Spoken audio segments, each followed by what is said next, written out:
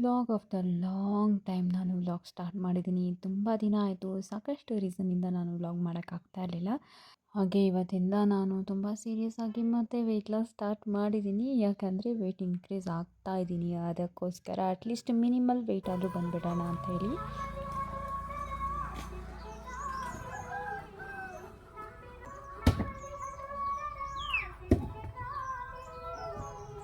ನಮ್ಮ ಅಜ್ಜಿ ಮನೆ ಹತ್ರ ಬಂದು ಕೋಳಿಗಳನ್ನೆಲ್ಲ ಹೊರಗಡೆ ಬಿಡ್ತಾ ಇದ್ದೀನಿ. ಯಾಕಂದರೆ ನಮ್ಮ ಅಜ್ಜಿ ಇಲ್ಲ, ನಮ್ಮ ಸೋದರ ಮಾವ ಮನೆಗೆ ಹೋಗಿದ್ದಾರೆ. ಅವರು ಬಿ ಪಿ ಪೇಷಂಟ್ ಆಗಿರೋದ್ರಿಂದ ಆಗಾಗ ಡಾಕ್ಟ್ರ್ ಹತ್ರ ಹೋಗಿ ಹೆಲ್ತ್ ಚೆಕಪ್ ಮಾಡಿಸ್ಕೊಂಡ್ರೆ ಒಳ್ಳೆಯದು. ಹಾಗಾಗಿ ನಮ್ಮ ಮಾವ ಬರೋಕ್ಕೆ ಹೇಳಿದರು, ಹೋದರು. ಹೋಗಬೇಕಾದ್ರೆ ನಾನು ಕೋಳಿಗಳು ತುಂಬ ಹುಷಾರು ಕಣವ್ವ ಅಂತ ಹೇಳಿದ್ದಕ್ಕೋಸ್ಕರ ನಿನ್ನೆ ಹೋಗಿ ಡೋರ್ನ ಮುಚ್ಚಿಬಿಟ್ಟು ಬಂದಿದ್ದೆ. ಯಾಕಂದರೆ ಬೆಕ್ಕುಗಳು ಪಾಠ ಆಗಿಬಿಟ್ಟಿದೆಯಂತೆ ಕೋಳಿ ಹಿಡಿಯೋಕ್ಕೆ. ಹಾಗಾಗಿ ಹಾಗೆ ಬರಬೇಕಾದ್ರೆ ಬೇವಿನ ಎಲೆ ಎಲ್ಲ ಕಿತ್ಕೊಂಡು ಬಂದಿದ್ದೆ. ಅದನ್ನ ನೀರಿಗೆ ಹಾಕ್ತಾಯಿದ್ದೀನಿ, ಸ್ನಾನ ಮಾಡೋ ನೀರಿಗೆ. ಕಾಯಿಸಿದ್ರೆ ಅದರ ಅಂಶ ಎಲ್ಲ ಅಲ್ಲಿಗೆ ಹೋಗುತ್ತೆ. ಸ್ನಾನ ಮಾಡಬೇಕಾದ್ರೆ ತುಂಬ ಒಳ್ಳೆಯದು ಸ್ಕಿನ್ಗೆ ಅಂತ ಹೇಳ್ಬಿಟ್ಟು. ಹಾಗೆ ಬಿಸಿನೀರಿಗೆ ಆರೆಂಜ್ದು ಜ್ಯೂಸ್ ಹಿಂಡ್ಬಿಟ್ಟು ಕುಡಿದೆ ಬೆಳಗ್ಗೆ. ಹಾಗೆ ಇವತ್ತು ಅಡುಗೆ ಕೆಲಸ ಏನೂ ಇರಲಿಲ್ಲ ನನಗೆ. ಯಾಕಂದರೆ ಇವತ್ತು ನಾನು ಫಾಸ್ಟಿಂಗ್ ಮಾಡ್ತಾಯಿದ್ದೆ. ಹಾಗೆ ನನ್ನ ಹಸ್ಬೆಂಡ್ ಮನೇಲಿರಲಿಲ್ಲ, ಅವರು ಮೈಸೂರು ಹೋಗಿದ್ರು ಏನೋ ಕೆಲಸದಿಂದ. ಅವ್ರು ಬರೋ ಸಂಜೆ ಆಗುತ್ತೆ, ಅಲ್ಲೇನಾದರೂ ತಿನ್ಕೋತಾರೆ ಅವರು. ಸೊ ಹಂಗಾಗಿ ನನಗೇನು ಅಡುಗೆ ಮಾಡೋದಿರಲಿಲ್ಲ. ಹಂಗಾಗಿ ಎಲ್ಲ ಕೆಲಸ ಮಾಡ್ಕೋತಾ ಇದ್ದೆ. ಅಡುಗೆ ಮನೆಯದು ಒಂದು ವಾರಕ್ಕೆ ಒಂದು 15 ದಿನಕ್ಕೆ ಆಗುವಷ್ಟು ಎಲ್ಲ ಮೀಲ್ ಪ್ರಿಪ್ರೇಷನ್ನು ಮಾಡಿಟ್ಕೋತಾ ಇದ್ದೆ. ಕಾಳುಗಳೆಲ್ಲ ನೀಟಾಗಿ ಸೋಸ್ಕೊಂಡು ಎಲ್ಲ ಫಿಲ್ ಮಾಡಿಕೊಂಡು ತರಕಾರಿ ಎಲ್ಲ ನೀಟಾಗಿ ಕಟ್ ಮಾಡಿ ಫ್ರಿಜ್ಗೆ ಇಡ್ತಾಯಿದ್ದೆ. ಕಟ್ ಮಾಡಿ ಅಂದರೆ ಅರ್ಧ ಕಟ್ ಮಾಡಿ ಸಿಪ್ಪೆ ಎಲ್ಲ ತೆಗೆದ್ಬಿಟ್ಟು ನೀಟಾಗಿಡ್ತೀನಿ. ಯಾಕಂದರೆ ಹಾಗೇ ಇಟ್ಟರೆ ಆಲ್ಮೋಸ್ಟು ಈ ಕ್ಯಾರೆಟ್ ಎಲ್ಲ ಅಲ್ಲಲ್ಲೇ ಹಾಳಾಗ್ಬಿಡೋದು ಹಿಂಗೆಲ್ಲ ಆಗುತ್ತೆ. ಮತ್ತು ಬೀನ್ಸ್ ಎಲ್ಲ ಅದ್ರ ತೊಟ್ಟೆಲ್ಲ ಮುರಿದಿಟ್ಕೊಂಡು ನೀಟಾಗಿ ಪ್ರಿಪೇರ್ ಮಾಡ್ಕೋತಾ ಇದ್ದೆ.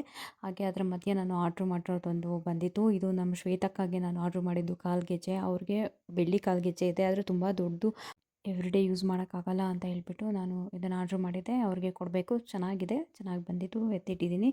ಮತ್ತು ಜಾಸ್ತಿ ವ್ಲಾಗ್ನ ನಾನು ಕಂಟಿನ್ಯೂ ಮಾಡೋಕ್ಕಾಗಿಲ್ಲ ಅವತ್ತು. ಯಾಕಂದರೆ ಮೀಲ್ ಪ್ರಿಪ್ರೇಷನ್ ಮಾಡೋದೆಲ್ಲ ವೀಡಿಯೋ ಮಾಡ್ಕೊಳ್ಳೋಣ ಅಂತ ಅಂದ್ಕೊಂಡೆ, ಆದರೆ ಆಗಲಿಲ್ಲ. ಮತ್ತು ಇನ್ನೊಂದು ಏನಂದರೆ ಸಂಜೆ ಅದೆಲ್ಲ ನೀಟಾಗಿ ತೋರಿಸೋಣ ಅಂತ ಅಂದ್ಕೊಂಡೆ, ಅದು ಆಗಲಿಲ್ಲ. ಯಾಕಂದರೆ ಅಜ್ಜಿ ಮನೆಗೆ ಹೋಗ್ಬಿಟ್ಟು ಮತ್ತೆ ಕೋಳಿಗಳನ್ನ ನೀಟಾಗಿ ಕೂಡಾಕ್ಬಿಟ್ಟು ಅದು ಕದ ಎಲ್ಲ ಮುಚ್ಚಿಟ್ಟು ಬರೋಣ ಅಂತ ಹೇಳುವಾಗ ಹಾವು ನೋಡಿದೆ ನಾನು. ಅದು ಹಾವು ಬಂದ್ಬಿಟ್ಟು ನಮ್ಮ ಅಜ್ಜಿ ಮನೆ ಕಡೆಯಿಂದ ನಮ್ಮ ತೋಟದ ಕಡೆ ಹೊರಟೋಯ್ತು. ನನಗೆ ಅಲ್ಲಿಂದ ಬಂದಮೇಲೆ ನನಗೆ ಏನು ಮಾಡೋಕ್ಕೂ ಮನಸ್ಸಾಗಲಿಲ್ಲ, ಬೇಜಾರೇ ಆಗೋಯಿತು. ಅಲ್ಲಿಂದ ಬಂದು ಸುಮ್ಮನೆ ಮಲ್ಕೊಬಿಟ್ಟೆ ನಾನು. ಇದು ಬೆಳಿಗ್ಗೆ ಎದ್ದು ವ್ಲಾಗ್ ಸ್ಟಾರ್ಟ್ ಮಾಡಿರೋದು. ಏನೋ ನನಗೆ ಹಾವು ನೋಡಿದ್ರೆ ಒಂಥರ ಭಯ ಆಗುತ್ತೆ. ಅಷ್ಟೊಂದು ಹೆದರ್ಕೊಳ್ಳಲ್ಲ, ಆದರೆ ಆ ಹಾವು ನೋಡಿ ನಂಗೆ ತುಂಬ ಭಯ ಆಯಿತು. ತುಂಬ ಬ್ಲ್ಯಾಕ್ ಇತ್ತು, ಸಖತ್ ಹಾರಿಬಲ್ ಆಗಿತ್ತು. ಹಂಗಾಗಿ ಸ್ವಲ್ಪ ಹೆದರ್ಕೊಬಿಟ್ಟೆ. ಹಂಗಾಗಿ ಬಂದು ಮಲ್ಕೊಬಿಟ್ಟೆ. ನಾನು ಇನ್ನೇನು ಮಾಡಲಿಲ್ಲ, ನಂಗೊಂಥರ ಆಗೋಯಿತು. ಬೆಳಗ್ಗೆ ಎದ್ದು ನಾನು ಎಲ್ಲ ಕೆಲಸನೂ ಮಾಡ್ಕೊಂಬಿಟ್ಟು ರಂಗೋಲಿ ಎಲ್ಲ ಬಿಟ್ಬಿಟ್ಟು ನನ್ನ ಹಸ್ಬೆಂಡ್ಗೆ ಅಡುಗೆ ಮಾಡಿಟ್ಬಿಟ್ಟು ನಾನು ಎಂಗೇಜ್ಮೆಂಟ್ಗೆ ಹೋಗಬೇಕು. ಇವಾಗ ಬೇಯಿಸ್ಕೊಂಡಿದ್ದಂಥ ಆಲೂಗೆಡ್ಡೆ ಅದನ್ನ ಅರ್ಧ ಬೇಯಿಸ್ಕೊಂಡಿದ್ದೆ ನೆನ್ನೆ ಮೇಲೆ ಪ್ರಿಪೇರ್ ಮಾಡಬೇಕಾದ್ರೆ. ಯಾಕಂದರೆ ಸುಮ್ಮನೆ ಆಲೂಗೆಡ್ಡೆ ಹೊರಗಡೆ ಇಟ್ಟರೆ ಹಂಗೇ ಮೊಳಕೆ ಬಂದುಬಿಡುತ್ತೆ. ಒಂದು ದಿನಕ್ಕೆ ಮೊಳಕೆ ಬಂದುಬಿಡುತ್ತೆ. ಅದಕ್ಕೆ ತಂದ ತಕ್ಷಣ ಬೇಯಿಸ್ಬಿಟ್ಟಿದ್ದೀನಿ. ಸುಮ್ಮನೆ ಆ ಥರ ಸುಮಾರು ಆಲೂಗೆಡ್ಡೆನ ವೇಸ್ಟ್ ಮಾಡ್ತಾಯಿದ್ದೆ ನಾನು ತಂದು. ಅದಕ್ಕೆ ಎಂಗೇಜ್ಮೆಂಟ್ ಬಂದ್ಬಿಟ್ಟು ನನಗೆ ನನ್ನ ಹಸ್ಬೆಂಡ್ ಕಡೆಯಿಂದ ಸಂಬಂಧ ನೋಡೋದಾದರೆ ನನ್ನ ಹಸ್ಬೆಂಡ್ಗೆ ತಮ್ಮ ಆಗಬೇಕು, ನನಗೆ ಮೈದನ ಆಗಬೇಕು.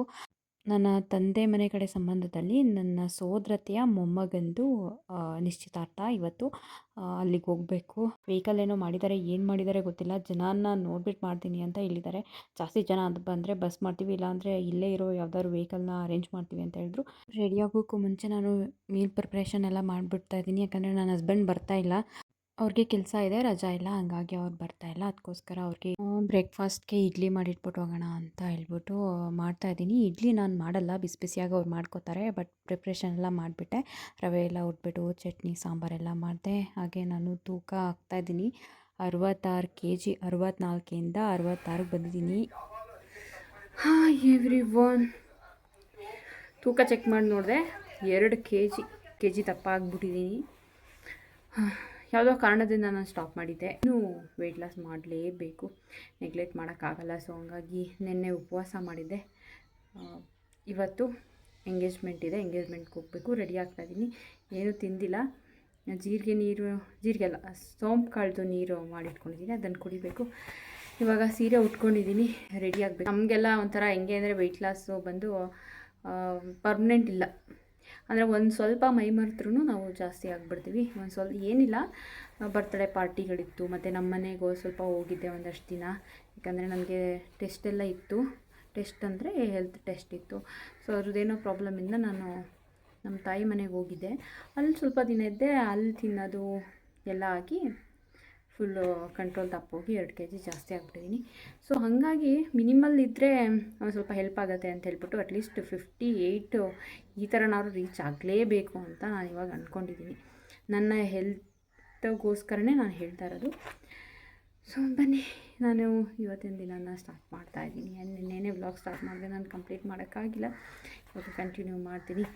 ಈ ಸೀರೆ ನನ್ನ ಎಂಗೇಜ್ಮೆಂಟ್ ಸೀರೆ.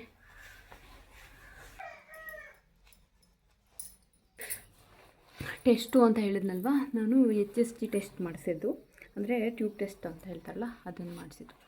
ಸೊ ಹಾಗಾಗಿ ನಾನು ನನ್ನ ತಾಯಿ ಮನೆಗೆ ಹೋಗೋ ಒಂದು 4-5 ದಿನ ಆದ್ಮೇಲೆ ಅಲ್ಲಿ ರೈಸ್ ತಿಂದರೆ ಇಮಿಡಿಯೇಟಾಗಿ ನಾನು ದಪ್ಪ ಆಗ್ತೀನಿ.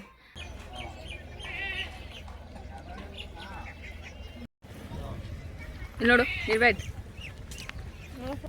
ಹೋಗೋದಾ? ಎಲ್ಲೋಗೋದಾ? ಎಂಗೇಜ್ಮೆಂಟ್ ಯಾರು ನೋಡ್ತಾ ಇದ್ದೀವಿ? ಕಡಿಮೆ ಜನ ಆಗಿದ್ದರಿಂದ ಅಲ್ಲೇ ಒಂದು ವೆಹಿಕಲ್ ನೋಡಿದ್ರಿ. ಇದು ಬಂದು ಹೂ ತುಂಬ್ಕೊಂಡು ಹೋಗ್ತಾರಲ್ಲ ಹಳ್ಳಿ ಕಡೆ, ಆ ಥರ ವೆಹಿಕಲ್ಲು. ಒಂದು 25 ಜನ ಇದ್ವಿ. ಈ ಥರ ಟೆಂಪೋದೆಲ್ಲ ಹೋಗೋದು ತುಂಬ ಅಪರೂಪ. ನಾನು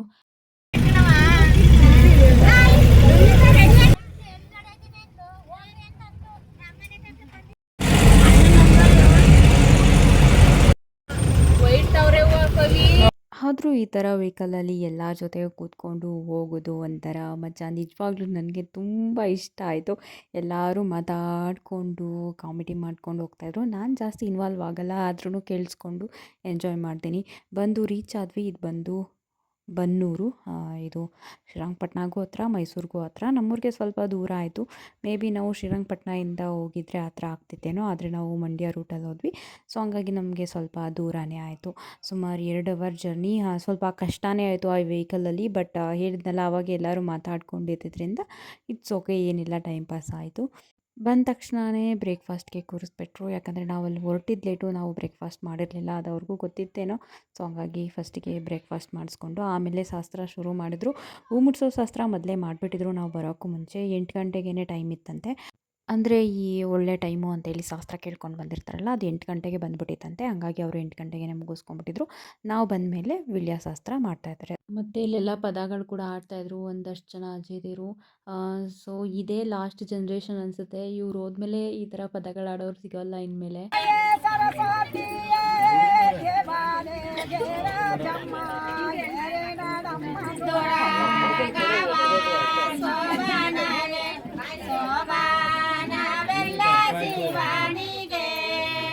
ಹಸೆಮಣೆ ಮೇಲೆ ಉಬತ್ತಿ ಎಲ್ಲ ಬರೆದ್ಬಿಟ್ಟು, ಅರ್ಶಿನ ಕುಂಕುಮ ಇಟ್ಬಿಟ್ಟು, 4 ಕಡೆ ಈ ಥರ ಗಣೇಶನ ಇಟ್ಬಿಟ್ಟು ಪೂಜೆ ಮಾಡ್ತಾರೆ. ಗಣೇಶನಿಗೂ ಅರ್ಶಿನ ಕುಂಕುಮ ಎಲ್ಲ ಇಟ್ಬಿಟ್ಟು, ಹೂವೆಲ್ಲ ಇಟ್ಬಿಟ್ಟು, ಆ ನಂತರ ದಾರ ಏನೋ ಕಟ್ತಾರೆ.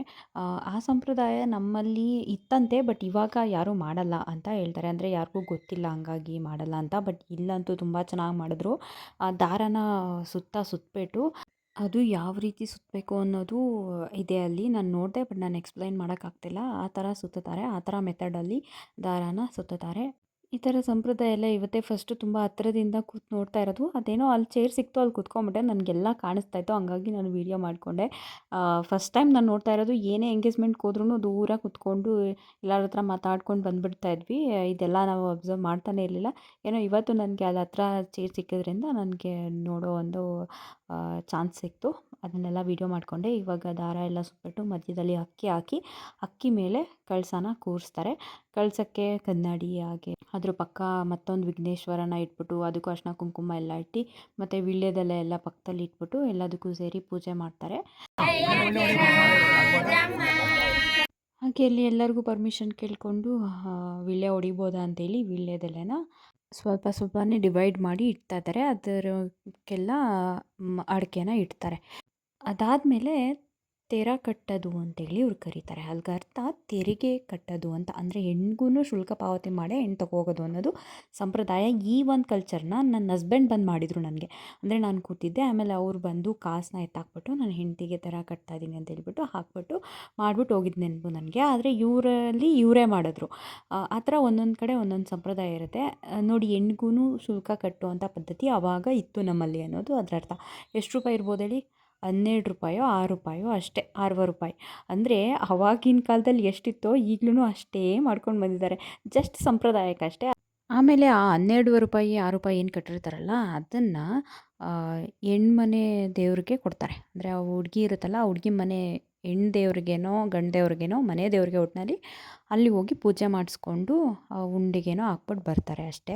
ಈಗ ಇದೆಲ್ಲ ಸಂಪ್ರದಾಯ ಆದಮೇಲೆ ಹುಡುಗಿನ ಕರೆಸಿ ಹುಡುಗಿಗೆ ಅರಿಶಿನ ಕುಂಕುಮ ಎಲ್ಲ ಇಟ್ಬಿಟ್ಟು ಅಕ್ಕಿ ಎಲ್ಲ ಹಾಕ್ಬಿಟ್ಟು ಮಡಲು ದುಂಬ್ತಾರೆ.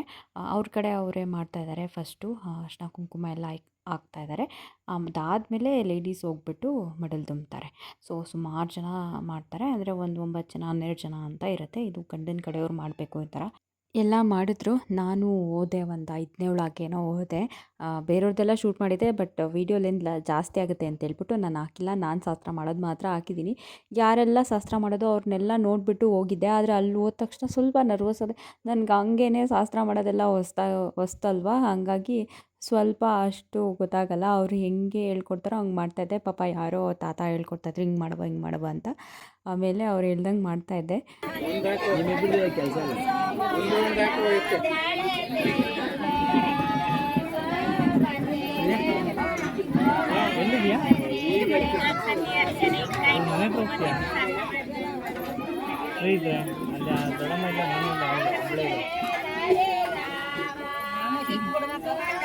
ಈ ಥರ ಮಡಲು ದುಂಬಿದ ನಂತರ ಹುಡುಗಿ ಮಂಡಿಯೂರಿ ಕಳಸ ಎತ್ಕೊಂಡು ಅವ್ರ ಮನೆಯೊಳಗೆ ಹೋಗುತ್ತೆ. ಅಲ್ಲಿಗೆ ಶಾಸ್ತ್ರ ಒಂದು ಮಟ್ಟಕ್ಕೆ ಮುಗಿಯುತ್ತೆ. ಈಗ ಇವರು ವಿಳ್ಯೆಲ್ಲನೂ ಹಂಚ್ಕೋತಾರೆ. ಅದಕ್ಕೂ ಮುಂಚೆ ತೆರ ಕಟ್ಟಿದ್ರಲ್ಲ ಅದನ್ನು ಕಟ್ಬಿಟ್ಟು ಅದಕ್ಕೆ ಸ್ವಲ್ಪ ಅರಿಶಿನ ಕುಂಕುಮ ಎಲ್ಲ ಹಾಕ್ಬಿಟ್ಟು ಕೊಡ್ತಾರೆ. ಅಂದರೆ ಅಲ್ಲಿ ಗುಡ್ಡಪ್ಪನ ಕೈಲಿ ಕೊಡ್ತಾರೋ ಇಲ್ಲ ಹುಡುಗಿ ತಾಯಿ ಕೈಲೋ ತಂದೆ ಕೈಲೋ ಕೊಡ್ತಾರೆ. ಯಾಕಂದರೆ ಅವ್ರ ಮನೆ ದೇವ್ರಿಗೆ ಕಟ್ಟಬೇಕಲ್ಲ, ಅದಕ್ಕೋಸ್ಕರ ಅವರಿಗೆ ಕೊಟ್ಬಿಡ್ತಾರೆ. ಕೊಟ್ಬಿಟ್ಟು ಆಮೇಲೆ ವಿಳ್ಯ ಹಂಚ್ಕೋತಾರೆ. ವಿಳ್ಯ ಹಂಚ್ಬೇಕಾದ್ರೂ ಒಬ್ಬೊಬ್ಬರು ಹೆಸ್ರು ಹೇಳೇ ಕೊಡೋದು.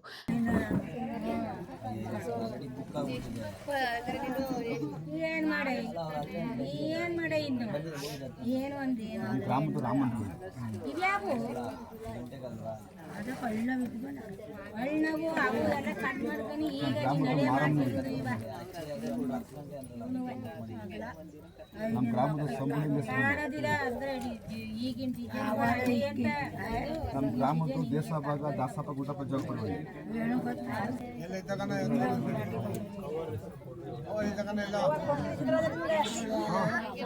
ಕೊನೆಯದಾಗಿ ಒಂದು ವಿಡಿಯೋನ ಶೇರ್ ಮಾಡ್ತಾರೆ. ಅದು ಹೆಂಗೆ ಶೇರ್ ಮಾಡ್ತಾರೆ ಅಂತಂದರೆ, ನಮ್ಮದೇನೇ ತಪ್ಪಿದ್ರು ನೀವು ಕ್ಷಮಿಸ್ಬಿಟ್ಟು ನಗ್ನಗ್ತಾ ಇಲ್ಲಿಂದ ಹೋಗಬೇಕು ಅಂತೇಳಿ ಇವರು ವಿಡಿಯೋ ಕೊಡ್ತಾರೆ. ಅವರು ಕೂಡ ನಮ್ಮದೇನೇ ತಪ್ಪಿದ್ರು ನೀವು ಕ್ಷಮಿಸ್ಬಿಟ್ಟು ನಗ್ನಗ್ತಾ ನಮ್ಮನ್ನು ಕಳಿಸ್ಕೊಡ್ಬೇಕು ಅಂತ ಅವರು ವಿಡಿಯೋ ಕೊಡ್ತಾರೆ. ಇದೊಂಥರ ತುಂಬ ಚೆನ್ನಾಗಿತ್ತು ಈ ಕನ್ವರ್ಜೇಷನು. ಯಾಕಂದರೆ ಏನೇ ತಪ್ಪಿದ್ರು ಏನೇ ದೋಷ ಇದ್ದರೂ ಅದು ವಿಡಿಯೋದಲ್ಲಿ ಹೋಗ್ಬಿಡತ್ತೆ ಅನ್ನೋದು ನಂಬಿಕೆ. ಅದಕ್ಕೋಸ್ಕರನೇ ಮನೆಗೆ ಬಂದವ್ರಿಗೆ ವೀಳ್ಯ ಕೊಡ್ತಾರೆ. ವೀಳ್ಯ ಕೊಟ್ಟರೆ ಪುಣ್ಯ ಬರುತ್ತೆ ಅನ್ನೋದು ಕೂಡ ಒಂದು, ಮತ್ತು ಪಾಪ ನಾಶ ಆಗುತ್ತೆ ಅನ್ನೋದು ಕೂಡ ಒಂದು ನಂಬಿಕೆ. ಈಗ ಇಲ್ಲಿ ಎಂಗೇಜ್ಮೆಂಟ್ ಪ್ರೊಸೀಜರ್ ಮಾಡ್ತಾಯಿದ್ದಾರೆ. ಮಾಮೂಲಿ ಅರಿಶಿನ ಕುಂಕುಮ ಹಾಕಿಸಿ ಹೂವಿನಾರ ಬದಲಾಯಿಸಿ ಉಂಗುರ ಚೇಂಜ್ ಮಾಡಿಸಿ ಸ್ವೀಟ್ ಎಲ್ಲ ತಿನ್ನಿಸೋದು ಎಲ್ಲ ಆದಮೇಲೆ ಫೋಟೋ ತೆಗೆಸ್ಕೊಂಡು ಊಟಕ್ಕೆ ಬಂದ್ವಿ. ಊಟದಲ್ಲಿ ಹಾಲ್ಕೀರು, ಬಾದುಷಾ, ಕೋಸಂಬರಿ, ಕಡಲೆಕಾಳು ಉಸ್ಲಿ, ಬೀನ್ಸ್ ಪಲ್ಯ ಮತ್ತು ಪೂರಿ, ಸಾಗು, ಹಾಗೆ ಉಪ್ಪಿನಕಾಯಿ, ಉಪ್ಪು, ಹಪ್ಳ, ಪಲಾವು ಮತ್ತು ಅನ್ನ ಸಾಂಬಾರು, ಅನ್ನ ರಸಂ, ಮಜ್ಜಿಗೆ ರೈಸ್ ಎಲ್ಲ ಇತ್ತು. ಊಟ ಅಂತೂ ತುಂಬ ಚೆನ್ನಾಗಿ ಮಾಡಿಸಿದ್ರು.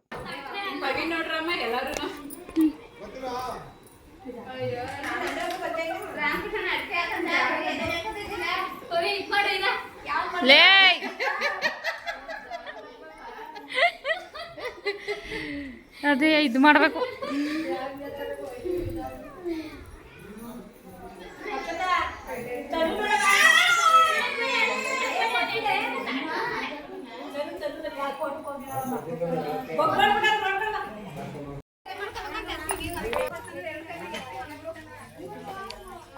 ಮುಗೀತು ನಮ್ಮ ಎಂಗೇಜ್ಮೆಂಟ್. ಇವಾಗ ಹೋಗ್ತಾ ಇದ್ವಿ. ಹಾಂ ಹಾಂ ಹೋಗಿ ಮನೆ ಕಳದೆ. ಹ್ಞೂ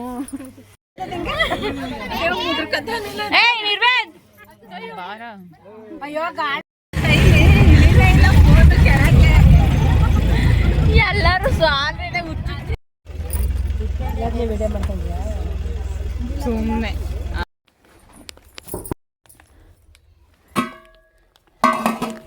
ರಾಗಿ ಸಿರಿಧಾನ್ಯದಟ್ಟು ಬಂದಾಗ ಹೆಂಗಿದ್ದೀನಿ. ಚೆನ್ನಾಗಿತ್ತು ಎಂಗೇಜ್ಮೆಂಟು. ಹುಡುಗಿ ಚೆನ್ನಾಗಳೆ. ಈಗೆಲ್ಲ ಹುಡುಗಿನೇ ಸಿಗ್ತಾ ಇಲ್ಲ. ಚೆನ್ನಾಗಿರೋ ಹುಡುಗಿ ಸಿಕ್ಕಿದ್ರು ಅಂದರೆ ಅದ್ರ ನಡುವೆನೂ ಒಳ್ಳೆ ನ್ಯೂಸ್ ಅದು.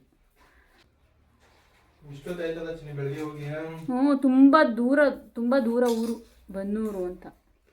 ಅದೇ ಬನ್ನೂರು ಕುರಿ ಅಂತಾರಲ್ಲ. ಸಿರಿಧಾನ್ಯ ಎಲ್ಲ ಉಟ್ಬಿಟ್ಟು ಹೋಗಿದೆ. ಅದ್ರ ಹಿಟ್ಟೆಲ್ಲ ಮಾಡಿಸ್ಕೊಂಡು ಬಂದಿದ್ರು ನನ್ನ ಹಸ್ಬೆಂಡು, ಮತ್ತು ರಾಗಿ ಹಿಟ್ಟೆಲ್ಲ ಮಾಡಿಸ್ಕೊಂಡು ಬಂದಿದ್ರು. ಇವತ್ತು ಇಡ್ಲಿ ಮಾಡ್ಕೊಂಡು ತಿಂದಿದ್ರು. ತುಂಬ ಆ್ಯಕ್ಟಿವ್ ಆಗಿದ್ರು. ಸಾಮಾನ್ಯವಾಗಿ ಇಷ್ಟು ಕೆಲಸ ಅವ್ರು ಮಾಡೋದಿಲ್ಲ, ಆದರೂ ಪಾಪ ಇವತ್ತು ತುಂಬ ಆ್ಯಕ್ಟಿವ್ ಆಗಿದ್ರು. ಸೊ ಅದೊಂದು ಖುಷಿ ವಿಚಾರ. ಮತ್ತು ಎಲ್ಲ ವರದಿನೂ ಒಪ್ಪಿಸ್ಬೇಕು ಅವ್ರಿಗೆ ಬಂದ ತಕ್ಷಣ.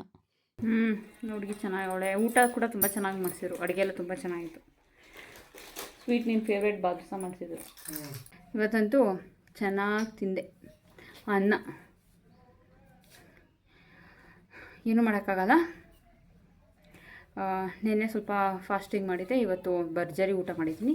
ಸಂಜೆಗೆ ಏನೂ ತಿನ್ನೋದಿಲ್ಲ. ಬಿಸಿನೀರು ಹಂಗೂ ತಿನ್ಬೇಕು ಅನಿಸಿದ್ರೆ ಬಾಳೆಹಣ್ಣು ಇದೆಯಲ್ಲ, ಬಾಳೆಹಣ್ಣು ತಿಂತೀನಿ ಅಷ್ಟೇ. ಇವತ್ತು ಮನೆಯೆಲ್ಲ ಫುಲ್ಲು ಅಂಟ್ಬಿಟ್ಟಿದೆ. ನಮ್ಮ ಮನೆ ಸ್ವಲ್ಪ ಚಿಕ್ಕ ಇರೋದ್ರಿಂದ ಅಲ್ಲಲ್ಲಿ ವಸ್ತುನ ಅಲ್ಲಲ್ಲೇ ಇಟ್ಬಿಡೋದು ಜಾಸ್ತಿ.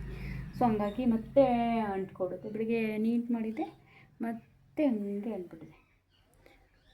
ಆದರೆ ಈಗ ನಾನು ಎತ್ತಿಡೋಕ್ಕಾಗಲ್ಲ, ನನಗೆ ಅಷ್ಟು ಸ್ಟ್ರೆಂತ್ ಇಲ್ಲ. ಸ್ವಲ್ಪ ಹೊತ್ತು ರೆಸ್ಟ್ ಮಾಡ್ತೀನಿ.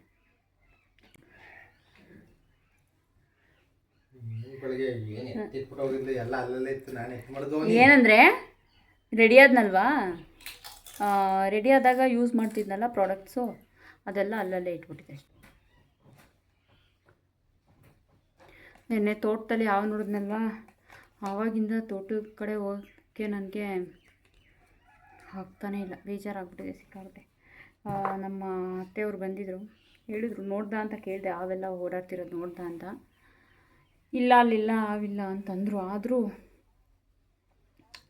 ಯಾಕೋ ನಂಗೊಂಥರ ಭಯ. ಬಂದ ತಕ್ಷಣ ರೆಸ್ಟ್ ಮಾಡಾದ್ಮೇಲೆ ಕಂಡುಬಿಟ್ಟು ನೋಡಿದ್ರೆ ಕತ್ಲೆನೇ ಆಗೋಗಿತ್ತು. ಈ ದಿನ ಈ ರೀತಿಯಾಗಿತ್ತು. ಈ ವ್ಲಾಗ್ನ ಇಲ್ಲಿಗೆ ಎಂಡ್ ಮಾಡ್ತೀನಿ. ಮತ್ತೊಂದು ವ್ಲಾಗಲ್ಲಿ ಸಿಗ್ತೀನಿ. Thanks for watching.